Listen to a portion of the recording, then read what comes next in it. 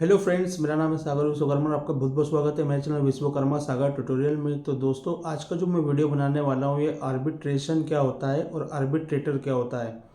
तो दोस्तों, आज सुबह मेरे पास में एक व्हाट्सएप पे एक मैसेज आया था किसी बंदे का। उसने एक रिकॉर्डिंग सेंड करे थे जिसमें रिकवरी वाला और एजेंट उसको बात कर रहे थे उससे और बोल रहे थे कि हम आपके खिलाफ आर्बिट्रेटर का नोटिस पहुँचा देंगे। सेक्शन 17 के तहत एक आपके पास पहुंचेगा और एक पुलिस स्टेशन में पहुंचेगा। फिर वो हमको आगे कार्रवाई करने देंगे और फिर हम आपका घर का सामान बेच करके हमारे लोन की वसूली करेंगे। तो दोस्तों, जब मैंने रिकॉर्डिंग सुनी तो मुझे ये गलत लगा कि ऐसा तो होता ही नहीं है। फिर मैंने आर्बिट्रेशन के तहत थोड़ी जानकारी निकाली।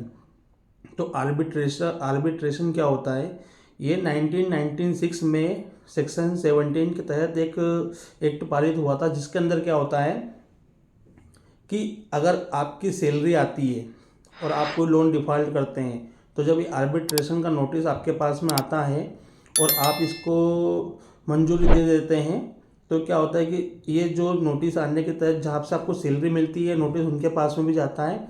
फिर आपके पास में आधी सैलरी कट के आती है। तो आधी सैलरी जिससे आपने लोन डिफ़ॉल्ट किया उनके पास में जाएगी और आधी सैलरी आपके पास में आएगी। तो दोस्तों, ये पहले 1996 के दौरान ये होता था। अब क्या हुआ है कि इसमें कुछ संशोधन हुए हैं। 2019 में एक बंदे ने इस पर केस कर दिया था कि ये जो आपकी प्रोसेस है। अब एक बात सरल शब्दों में समझना, ये आर्बिट्रेटर होता क्या है। आर्बिट्रेटर कोई किसी जज का नाम नहीं है हमारे इंडिया में। आर्बिट्रेटर ये जो होते हैं, जो ये लोग एनबीएफसी और बैंक जिसको रखते हैं, ये रिटायर्ड जज होते हैं या सीनियर एडवोकेट होते हैं। और आर्बिट्रेटर का मतलब ये होता है कि मध्यस्थता, यानी बैंक और ग्राहक के बीच में जो निर्णय निकालने वाला होता है, जो मध्य में रहता है, उसको आर्बिट्रेटर बोलते हैं। तो वही आर्बिट्रेशन की प्रोसेस करता है और वही निर्णय लेता है कि अब इनको पूरा पेमेंट देना है या आधा पेमेंट देना है या इनकी आधी सैलरी काटनी है, वो निर्णय लेता है। अब जाहिर सी बात है, आपके और बैंक के बीच में, अगर बैंक में अपन तो कोई सैलरी देते नहीं है आर्बिट्रेटर को, जो रिटायर्ड जज होता है इसको तो अपन सैलरी देते नहीं कि जो अपने हक में फैसला लेगा। ये फैसला उन्हीं के हक में लेता है, बैंक और एनबीएफसी के हक में।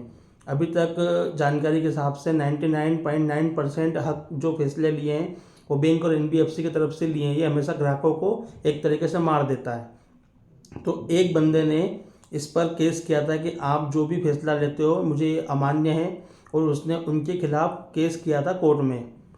तो फिर कोर्ट में 2019 में ये संशोधन हुआ था, ये चेंजेस हुए थे कि अब इनका जो फैसला है उसको लास्ट नहीं माना जाएगा, आखिरी फैसला नहीं माना जाएगा।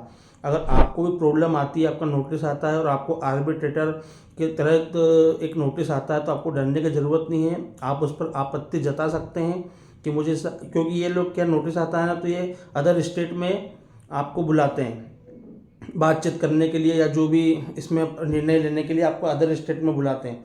तो आप उसके लिए आपत्ति जता सकते हैं और आप आपको खुद का भी आर्बिट्रेटर रख सकते हैं।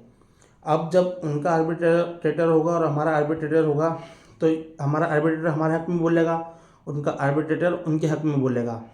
तो दोनों के बीच में यानी कि तालमेल नहीं बैठेगा।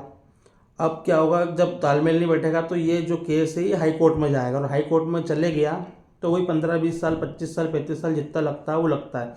तो ये लोग हाई कोर्ट में जाते नहीं हैं। आर्बिट्रेशन की प्रोसेस ये 2019 के बाद में चेंजेस हो गए।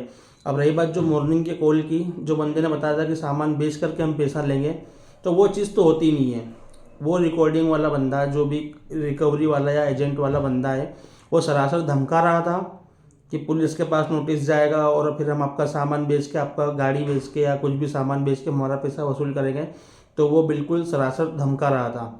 तो आर्बिट्रेशन की ये पूरी प्रोसेस होती है, इसमें कोई डरने की बात नहीं है। अगर आपके पास में नोटिस भी आता है, क्योंकि पहली बात तो पैसा होगा तो आप दोगे, और पैसा ही नहीं है आपके पास में तो कोई डरने की बात ही नहीं है। आप उसमें आपत्ति जताइए एडवोकेट के थ्रू, और आपत्ति अगर आपके पास में स्पीड पोस्ट से आया हुआ है वो नोटिस आर्बिट्रेशन का सेक्शन 17 के खिलाफ से तहत, तो आप उसको स्पीड पोस्ट से आपत्ति लिखवा करके वकील से उसको स्पीड पोस्ट के जरिए उनको आपत्ति आप सेंड कर दीजिए, तो वो लोग समझ जाएंगे।